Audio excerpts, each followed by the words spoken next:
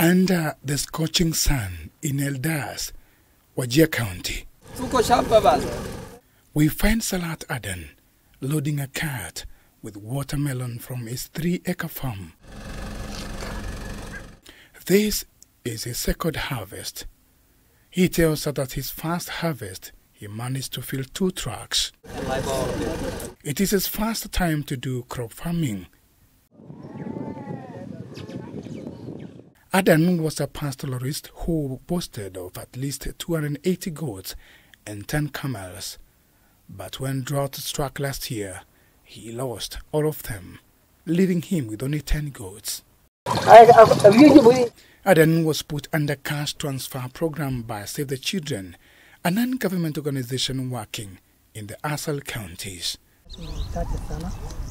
To save his soul, Aden decided to use part of the cash he got to try farming. Nilikuwa mmoja wao wale ambao umekuwa mafaidika kutoka pesa ya Save the Children. Hiyo pesa sasa nikatumia kwa kufence hiyo shamba na kuweka pesa ili wafanyakazi kidogo ya kibarua wanisaidie, na baadaye nimeweka kupanda hizi watermelon.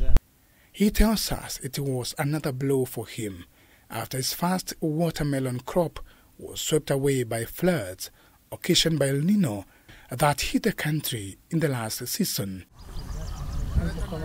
He however decided not to give up yet. He planted again, failed, and planted at that time, leading to this. After the El Nino sasa nikapata, nilibeba almost 2 times nilichukua na gari.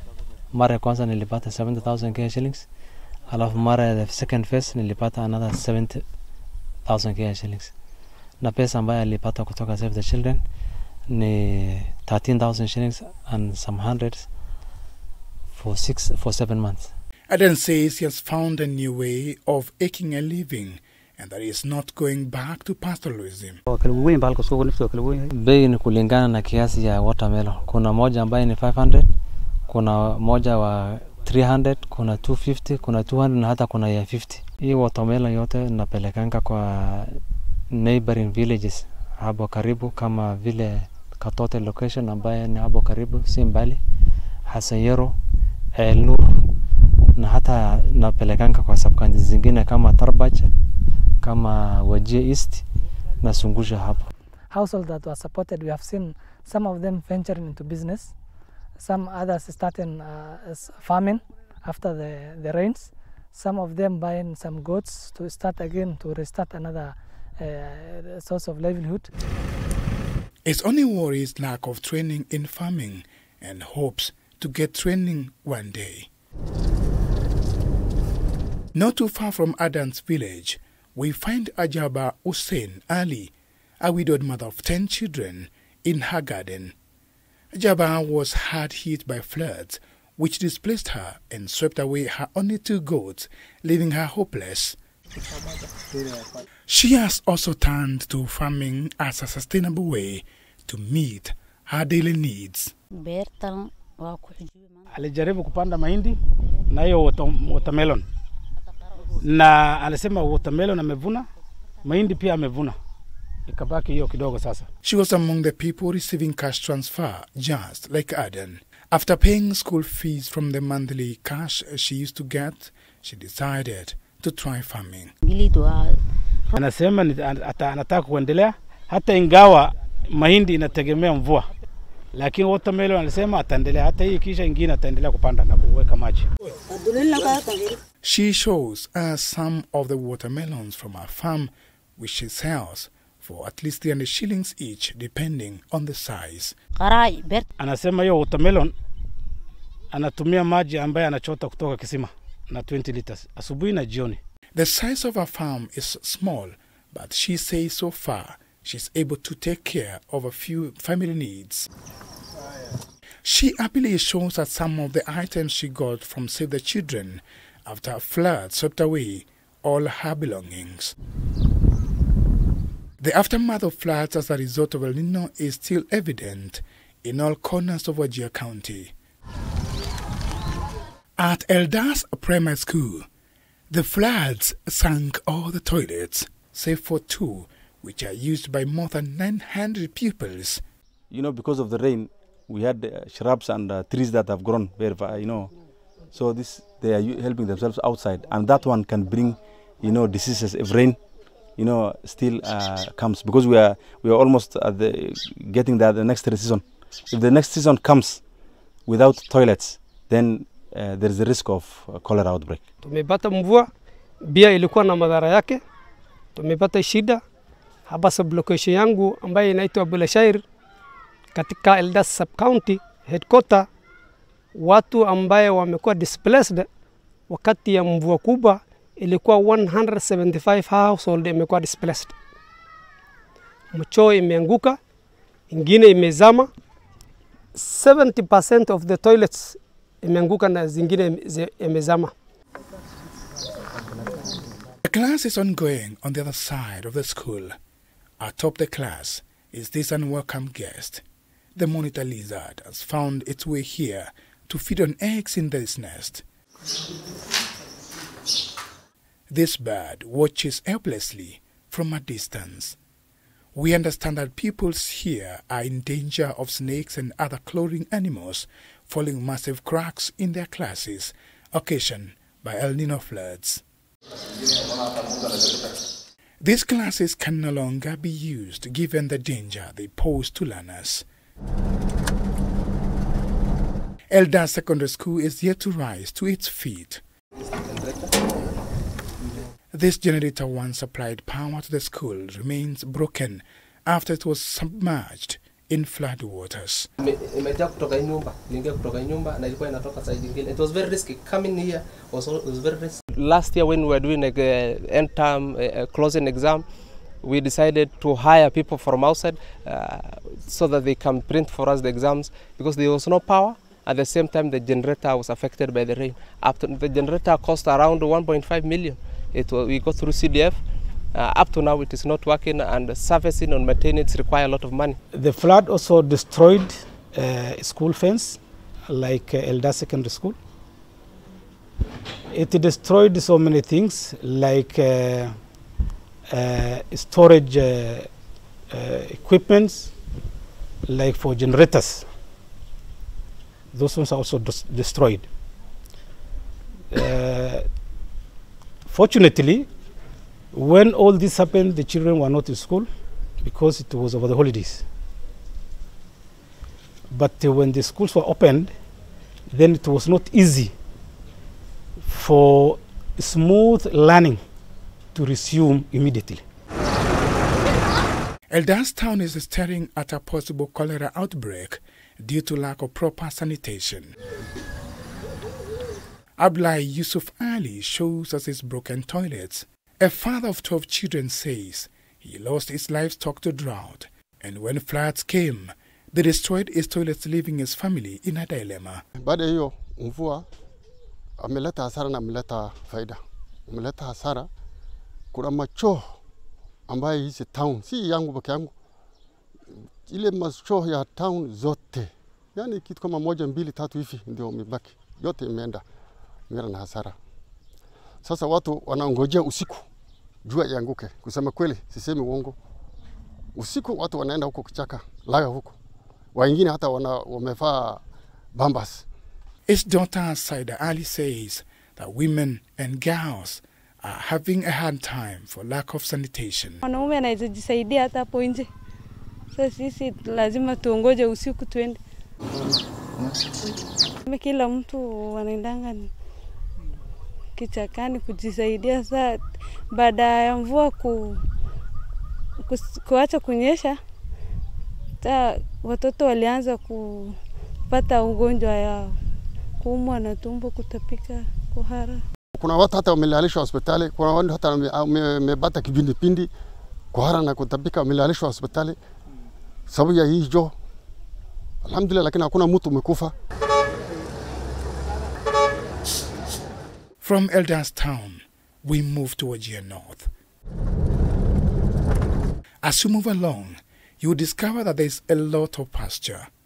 We understand that after the 5 failed rainy seasons that resulted in deaths of thousands of livestock in this county, and after El Nino rains, There was a boom in pasture, but today there are no livestock left to feed on this pasture, save for a few goats you'll find in the area. Herders are yet to recover from the drought and effects of El Nino. 75% of these livestock were swept away by the last drought. So you'll find there's a lot of pastures today, but there are no livestock to graze. That is why now people, if you ask them, what kind of support will you like from NGOs or even the government, they will tell you first is to start the livelihood, even at least if possible, to give them 10 goats per household so that they can start the livelihood that they know. This bridge in the outskirts of Buna town in Wajir North that was swept away by floods is yet to be fixed.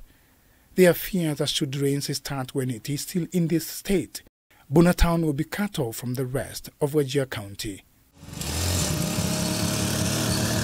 Fatuma Adan, a resident of Buna town and a widowed mother of 10 children, says that her life was shattered by the floods. But she was able to pick up her life after Save the Children cash transfer program reached to her and many others. Nashukuru Mungu, tangu Save the Children walimpatia hiyo pesa, aliweza kulipa deni ambaye alikuwa anadaiwa, akafungua soko kidogo ya biashara na akavinunua vitu vya watoto ya shule na ya nyumba pia. One of the activities was cash transfer. Recently we have targeted 3,192 beneficiaries through cash transfer. Each beneficiary receiving 13,210 for 6 months. We have also extended that through to another additional 1.5 months, 1 month through the savings made by the exchange rate. Schools here were not spared. This cracked soil is a clear indication of how the massive floods were. The wall of the classroom bears the mark of the water levels. Though learning is ongoing here, these classes have been abandoned. In the outskirts of the town is this water borehole that supplies water to Buna town. A closer look reveals that it was constructed to flood-proof standards, but when the floods came, it was proven wrong. Wakati wa mvua, sana sana si mvua yote lakini heavy rains. Ndio ilete shida. Hii ni mara yake ya pili. During long rain ya April ilikuwa tu hivi, maji ilijaa kila mahali mpaka town. Hii kisima iliharibika, borehole ikaharibika, genset ikaharibika, alafu wasada walikuja wakatengeneza. This generator that once pumped water from the borehole is a shell of its former self. Zote zimeharibika kabisa. Maji April ilikuwa pande hii kiasi hapo chini. Na juzi Oktoba Novemba ndio ilikuwa paka hapa. Paka yote iko chini kabisa. Watermarks are evident here. The generator is yet to be fixed. Hii control panel yote ilikuwa maji, ilikuwa submerged kabisa, ilikuwa chini ya maji. Na hii ndio mark ya maji na ikapita kabisa paka hii genset zote. These solar panels are on standby should the generator roar back to life, as the interconnectivity is key for residents of Buna town. This borehole is among 75 boreholes and 54 water pans across the county that were affected by floods. This has affected communities' access to clean and safe drinking water.